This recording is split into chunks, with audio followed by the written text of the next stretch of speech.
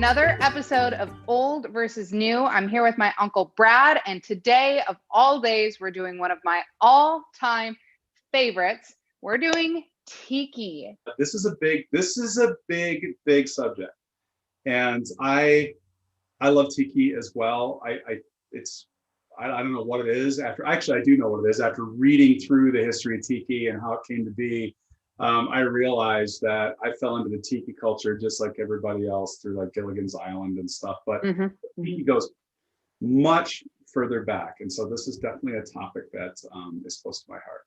I really do believe there was this wave of Tiki that just came in, and it came in hot. Yep. And now I can tell it's resurfacing a bit. I think it lost its steam. Now it's coming back. But I think really and truly what I want to know that I don't know is, why did Tiki start? Why did Tiki drinks become this cult thing? What started it all?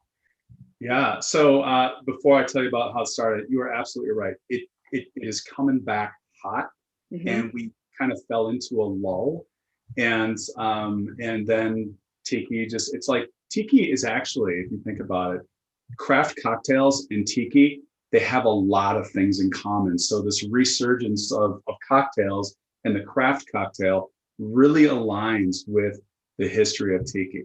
So let me tell you about Tiki. And it's interesting because it's not necessarily a thing that's from the Caribbean, although Tiki really leans on rum. 90 years ago, there was this guy named Ernest Gant, and he was and is considered the godfather of Tiki. And Gant's background is he was a bootlegger and had a speakeasy called Ernie's. And he spent some time on ships going to, in the shipping industry, going to like Australia and Hawaii in Southeast Asia. So he comes back, he changes his name to Don Beach. And he changed his name because he wanted to distance himself from being a bootlegger. And so he opens this place up called Don the Beachcomber. And Don the Beachcomber was really kind of the first Tiki bar. And this is down in Hollywood, California. And he's got this Polynesian theme because, through his travels, he, collected all these trinkets and masks and bamboo. And he sets this bar up. And he's got, as you imagine, a classic Tiki theme going. He had, rain and water that would turn onto the windows and make it look like it's raining. Yeah. And he created this like escapist mentality. And so people loved going to his place because it kind of took them to someplace else, like Southeast Asia.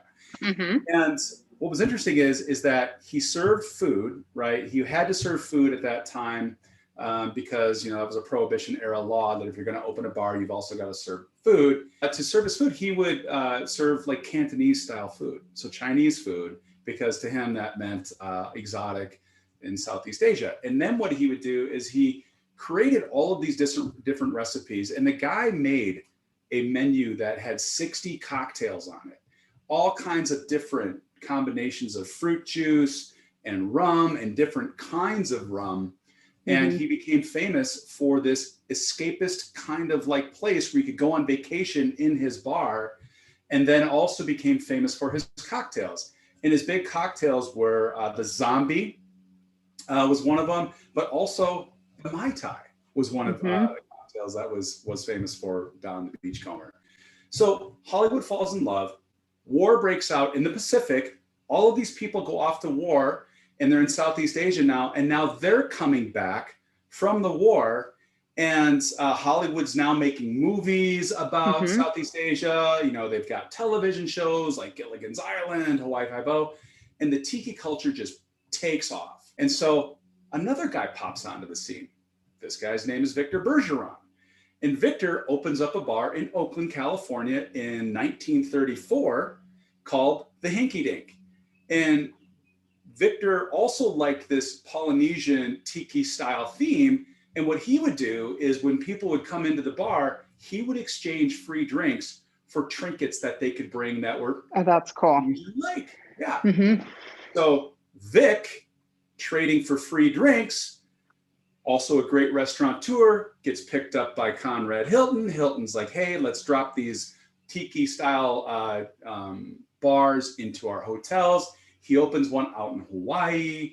He opens one up in Seattle. They're starting to pop up all over the place because everybody's in love with tiki. Guess what the name of the bar is? Trader Vic's. So that where Vic's comes from. So those two guys really were kind of the godfather and the second godfather. And then there's another guy, but that's a story for a different day because we're not making any of his cocktails. Okay. But Trader Vic, also famous for the Mai Tai. That's what you're going to show me how to make today. Yeah, let's make the Mai Tai.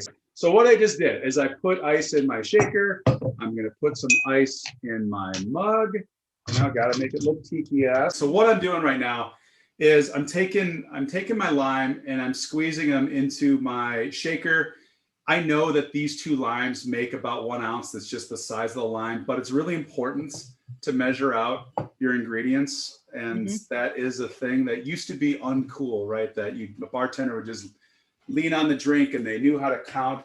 And the thing is cocktails, it's like baking. You want the right proportions in that cocktail. And if you want it to taste the same every time. And so I'm a big fan of measuring. So I've now got 1 ounce of lime juice in my shaker, and I'm going to throw the extra tired lime there in my mug. Perfect. Okay. And now I'm going to take my orgeat. Orgeat is an almond syrup. It's a sweetener. It's actually spelled like orgeat or orgeat, but the French say orgeat. They say orgeat. I say orgeat. Now you will say orgeat. So I'm going to take a 1/4 ounce of orgeat, and I'm going to take a little simple syrup. Again, 1/4 ounce. There we go. So now we're going to take 1 ounce of dark rum. I'm not using Myers. There is more dark rums in the world than Myers, so I'm using Zaya. That's a good one. Yeah. All right. So I've got 1 ounce of dark rum in there. Now I've got 1 ounce of Martinique Amber Rum. Martinique Amber Rum, and this is agricole. All right, and then the last thing we're going to add is 1/2 ounce of orange curaçao. All right, so we've got the ingredients in the shaker. We're going to put it together. Give it a little shaky. All right, now I'm going to double strain because I want to get the pulp out of there, right? And I don't want that stuff floating around in my cocktail. All right, so now I'm going to taste my my cocktail. Definitely tastes like I nailed it. Nailed it? Nailed it. Yeah. There's beef around the Mai Tai. And that's what you were saying. Yeah, I need to hear the beef. And Don the Beachcomber and Vic, not friends. And so what ends up happening, right, is Beachcomber opens up and he comes out with a drink called Mai Tai Swizzle. And Vic's opens up and he comes out with a drink called the Mai Tai. So the Swizzle and the Mai Tai, Vic's Mai Tai and Beachcomber's Swizzle, they don't resemble each other than the fact that they're using rum, right? And they're using an orange liqueur. So you've got orange curacao and Vic's, and you've got Cointreau and Beachcomber's. Beachcomber also uses grapefruit juice and falernum, I think is how you say it. Oh, yeah. And Vic's doesn't, right? Vic's ends up, in my opinion, kind of tasting better. And but Beachcomber, he was attached to this cruise line. They brought this cocktail to Hawaii.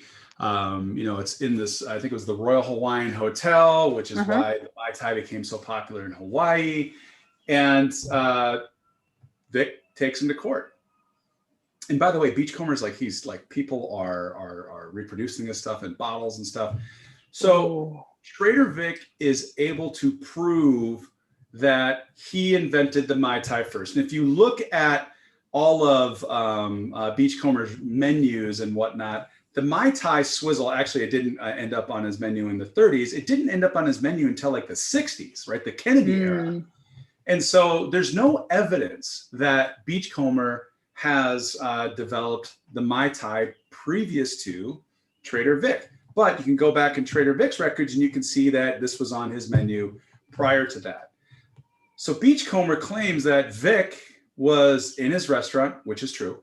And Trader Vic and Beachcomber have, they've exchanged, a conversation with each other, and that he stole the recipe idea from Beachcomber. And these guys who wrote this book, it's Beachcomber Berry. I was listening to this. It's, by the way, Beachcomber Berry, Beach Bum Berry remixed. This book, if you are into tiki cocktails, this book is the Bible, because this guy went back and he researched and found all of these old tiki recipes. And it is a bit of a segue away from the Mai Tai, but tiki restaurants all had their unique recipes, and they guarded them because it was like marketing, just like this tiki mug is marketing. Tiki mugs were unique to the restaurants. Drinks were unique to the restaurants. So when you get two restaurants claiming they have the same drink, becomes a bit of a beef, which is now we're back to Vic and Beachcomber. So Vic wins this court case in 1970. And so now they're saying, well, Vic truly was the person who invented the Mai Tai. The interesting thing is this, and this is what I would wager is it's the actual case. Mai Tai is an expression in Tahitian that means the best. And it's actually a saying. So when somebody eats something or tastes something that they love, or they see something they love, they say Mai Tai, which means the best. This is the best. So Beachcomber was in Tahiti, probably came up with this thing and said, I'm going to call it the Mai Tai Swizzle or the Mai Tai. And Vic had two Tahitian buddies in his Oakland bar, and he was making, these cocktails and put something together. And his Tahitian buddy said, Mai Tai, the best. Each one of them probably, developed this Mai Tai thing on their own. But Beachcomber made a lot of money at it, through syndication and whatnot. And Trader Vic is like, nah, that's my cocktail. And you like his better? I do like his better. Have you tried the other Beachcombers? I have. And honestly, if you put his in front of me, I drink it. It's just fine. It's not bad by any sorts of, look, this guy was selling a lot of Mai Tais, it's not like it's a bad drink. I just happen to like Beachcombers a little bit better. I think I have a really good recipe. All right, I'm listening. So one of the things I was contemplating on, and this is where it might change, is I really want to incorporate not only Mezcal with rum, but absinthe. And I know that that's weird, and I know that that's crazy, but I think it would play really well. So I'm just going to rinse my glass, and I'm actually, instead of discarding it, I'm just going to leave it. Because there's really not that much. You can sip it if you want, but there's not enough for me to really dump out. So I have that. I'm going to add my crushed ice to that as well. What I'm going to do first is I'm only going to do 3/4 of an ounce of Mezcal. Next thing I'm going to do is rum, of course. I'm going to do an ounce of rum. I'm also going to do 3/4 of an ounce of lime juice. I'm then going to do an ounce of pineapple juice and 3/4 of an ounce of passion fruit juice. And then last thing we're going to do is some demerara syrup. So we add our ice. I'm going to add a little bit of ice on top. And then to garnish, which is one of my favorite things to do, is we're going to do lime wheel on 2 leaves. Got your lime. And then smack the mint. Add the mint on top. Add your straw. And there you have a cocktail that I've created that I don't have a name for. Well, now's the moment. Oh. What shall you call it? Death by Oaxaca. Another thing that I've noticed in some of these tiki recipes is a few of them use Pernod, which is kind of like it's in the absinthe family, right? Yeah. So no, I think that this is fantastic. I wish you could have some. I would put to really, because there is something to be said. I can taste it. Maybe it's just because I've had so many cocktails. I would love a Luxardo cherry too on top that maybe sinks in and kind of gives you that But to describe the cocktail with flavors that I used, you get the smokiness. You also get a very light, sophisticated flavor from the absinthe that it's if you would wonder what it was if you didn't know it was in there. You'd wonder what that flavor was, which is perfect. That's exactly what you want. The rum plays well with that tiki flavor. It's a little spiced rum, dark rum, you know, those kinds of flavors, which I think is great. And then you have the tropical citrus. And for me, this is a very me cocktail with the mezcal, but it also plays into my favorite cocktails, which are tiki cocktails. So I made myself the best of both worlds.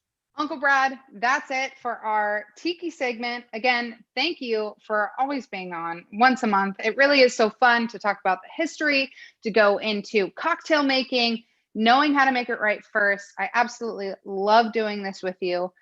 Like always, we're going to have both of our recipes underneath and on my website, so you can find them there. And make sure to follow Brad, my Uncle Brad, Cigars and Vino. You can find me at join_Jules. Visit the website, joiningjules.com. Make sure to like, subscribe, do all the things. But at the end of the day, make a good cocktail. That's all we ask. So, Brad, we did it again. Cheers. Cheers.